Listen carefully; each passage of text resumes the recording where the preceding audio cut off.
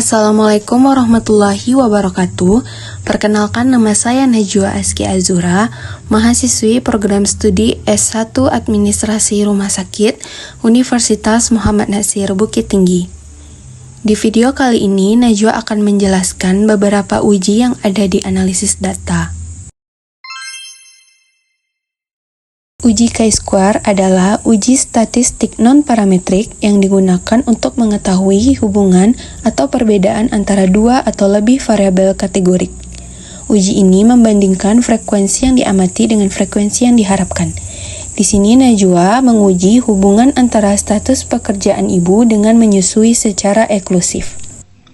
Untuk uji chi-square, langkah-langkahnya yaitu klik Analyze, Deskriptif Statistik, klik Row Step. Di sini terdapat kotak row dan kotak kolom. Kotak row diisi oleh variabel dependen dan kotak kolom diisi oleh variabel independen. Variabel dependen kita adalah menyusui secara eksklusif dan variabel independen kita adalah status pekerjaan ibu.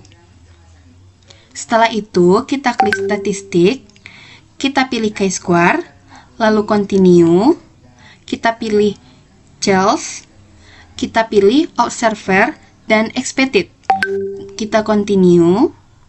Setelah itu kita okekan. Uji normalitas adalah uji statistik yang digunakan untuk mengetahui apakah data berdistribusi normal atau tidak berdistribusi normal. Uji ini penting karena menjadi syarat penggunaan uji parametrik seperti uji T independen, uji ANOVA, dan uji T-Paired. Untuk uji normalitas, langkah-langkahnya yaitu klik Analyze, Deskriptif Statistik, Explore.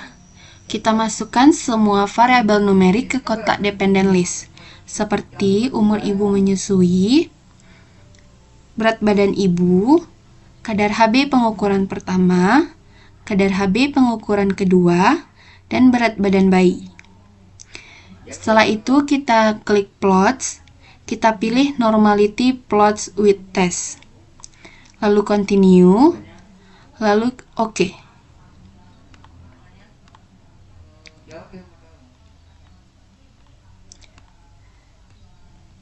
Dari hasil output test of normality, jika data kita sebanyak 30, maka kita akan menggunakan Shapiro-Wilk.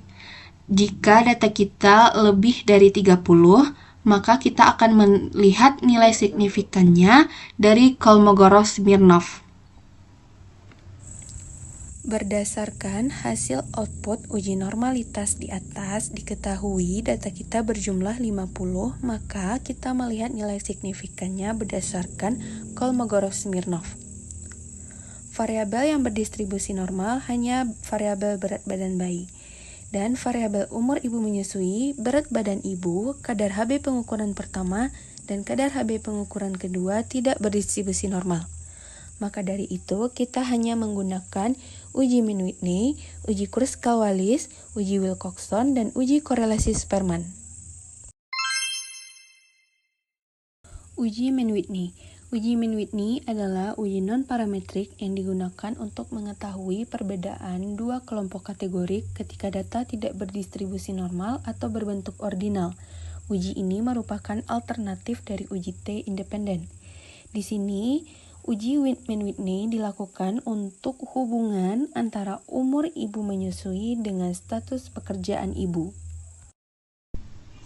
Selanjutnya, langkah-langkah untuk uji Mann-Whitney. Klik Analyze, pilih Non-Parametric Test, pilih To Independent Sample. Variabel numerik kita masukkan ke kotak tes variabel list, umur ibu menyusui, dan variabel kategorik kita masukkan ke kotak grouping variabel seperti status pekerjaan ibu. Kita pilih define group. Grup 1 kita isi 0, grup 2 kita isi dengan 1. Lalu klik continue, klik OK. Dilihat dari hasil outputnya, terdapat nilai signifikan 0,255.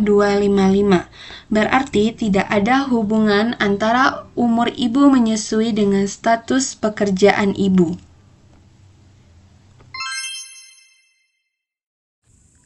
Uji Kruskal-Wallis adalah uji non-parametrik yang digunakan untuk mengetahui perbedaan lebih dari dua kelompok kategorik dengan data yang tidak berdistribusi normal.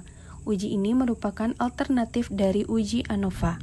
Di sini, uji Kruskal-Wallis menguji hubungan antara tingkat pendidikan ibu dengan umur ibu menyusui. Selanjutnya, uji Kruskal-Wallis. Langkah-langkahnya, klik Analyze, pilih Non-Parametric Test, pilih K Independent Sample. Masukkan variabel numerik ke kotak tes variabel list, dan masukkan variabel kategori ke kotak grouping variabel. Pilih Define Rank,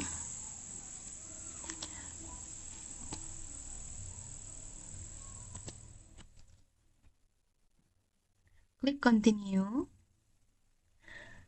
klik OK. Berdasarkan hasil output, nilai signifikannya 0,476. Berarti tidak ada hubungan antara umur ibu menyusui dengan tingkat pendidikan ibu.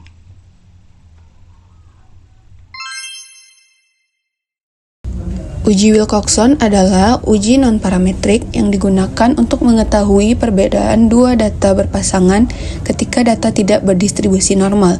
Uji ini merupakan alternatif dari uji T-Pyrad. Selanjutnya kita akan melakukan uji Wilcoxon. Klik Analyze, pilih Non-Parametric Test, pilih To Related Sample, masukkan variabel kadar Hb pengukuran pertama dan kadar Hb pengukuran kedua. Klik OK. Hasil output menunjukkan nilai signifikannya 0,001. Berarti ada perbedaan kadar Hb pengukuran pertama dan kadar Hb pengukuran kedua setelah diberikan obat penambah darah.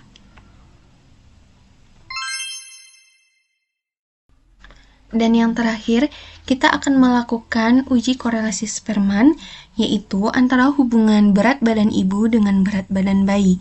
Kenapa menggunakan uji korelasi Spearman?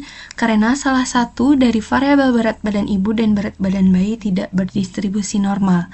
Caranya bagaimana? Langkah-langkahnya adalah klik Analyze, pilih Korelat, pilih Bivariat, masukkan variabel berat badan ibu dan berat badan bayi. Di kotak correlation coefficient, kita pilih yang Spearman dan kita hapus yang persen. Lalu kita klik OK. Dari hasil output, terdapat nilai signifikannya 0,0001. Berarti ada hubungan antara berat badan ibu dan berat badan bayi.